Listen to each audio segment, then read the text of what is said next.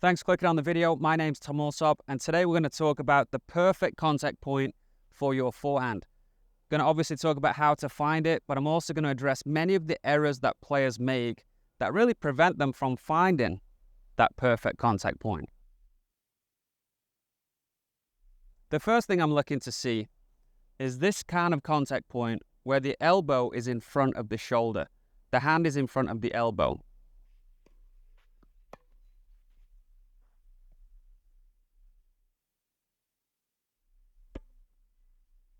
If you're back in this position, you're essentially late, you're jammed, and you've just got no strength or stability from back here. I can push something from this position. If my elbow is in front of my shoulder, I feel strong and stable in this position. There are also people who hit with their hand in line with their elbow. Again, not a lot of strength in that position. So that hand needs to lay back a little bit, and it needs to be in front of the elbow. If you get this alignment right, where the hand is in front of the elbow is in front of the shoulder, you're going to feel a lot more stable and in control of the racket head at the point of contact. So if we take a look at this from the front, ideally we want the elbow to be outside the line of the shoulder and the hand to be outside of the line of both. Now, the more you move around the racket, say you get to a strong semi-western or even a western grip, quite often the elbow will come to the inside of the shoulder. But people who do this sometimes struggle to rotate the arm around the body from this position. So try to be slightly further to the outside here to where you have this kind of position again. And from this position, it's far easier to rotate the arm through the shot. So in order to find that perfect contact point, look what my shoulders have to do. They have to be pretty square to the target. If I stay sideways, I can't get that contact point. Quite often you're going to be hitting the ball from the side of you. Your elbow is going to be under your shoulder. The hand's not in a very strong position.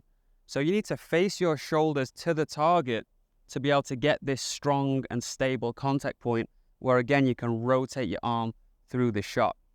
So a lot of people seem to be encouraged to stay sideways as they're hitting the ball. I'm not really sure why this is, but really you have to turn to square up your shoulders. And if you watch the best players in the world, their right shoulder or their dominant shoulder will be in front of the other one as they're striking that ball.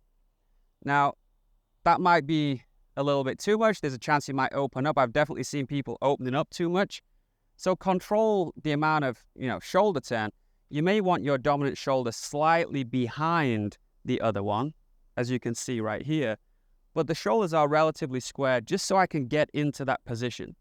Again, if the two sideways, you just can't get the ball in front of you. It's important to understand that tennis is really a rotational sport. We want the ball to go in a straight line, but we do so by rotating the body and rotating the arm and the racket around the body. Same on a serve. If I want to hit the ball straight up the tee, we don't want to push out towards the target. I want to rotate around my body. Same on the backhand.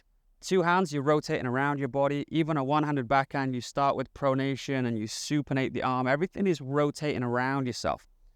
But back to the forehand. When you're hitting that forehand, make it a rotational shot. If you play close stance, rotate your body. If you play open stance, it can be easier to rotate your body, especially when the ball is wide or deep. And as you set up for the shot, feel like you can rotate around yourself. And as you do that, it's going to be far easier to get that contact point that we're looking for. If you enjoyed that, I recommend checking out this video next. And don't forget to subscribe, leave me a comment, and I'll talk to you soon.